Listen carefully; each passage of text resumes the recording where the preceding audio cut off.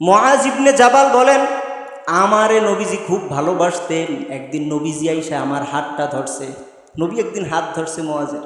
মুআজ ইবনে জাবাল বলে, নবীজি আমার হাত ধরে বলছেন, ও মুআজ ইবনে জাবাল, আমি মুহাম্মাদুর রাসূলুল্লাহ তোমাকে সত্যি খুব ভালোবাসি। সুবহানাল্লাহ।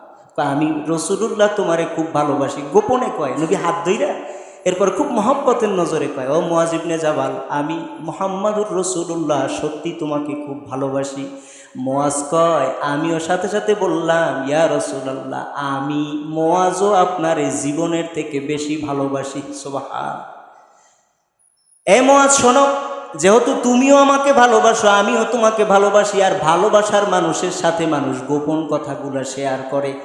আমি আজকে তোমার একটা গোপন কথা শেয়ার কইরা যাই, কখনো যেন এটা ভুলবা না। তুমি যেহেতু আমারে ভালোবাসো আর আমিও তোমারে খুব ভালোবাসি, এখন ভালোবাসার মানুষের কাছে তো গোপন কথা বলবো, তো আমি তোমার একটা গোপন কথা বলি, এইটা যেন কোনোদিন ছাড়বা না মরণের আগে। সুবহানাল্লাহ। কোনোদিন ছাড়িও না। হুজুর বলেন, তুমি যখন নামাজ শেষ করবা তখন পড়বা, আল্লাহুম্মা আইন্নি আলা যিকরিকা ওয়া শুকরিকা ওয়া হুসনি ইবাদাতিক। আল্লাহুম্মা আইন্নি আলা যিকরিকা ওয়া শুকরিকা ওয়া হুসনি ইবাদাতিক। এই দোয়াটা তুমি পড়বা, যখনই নামাজ শেষ হইবে তখন এই দোয়াটা পড়বা।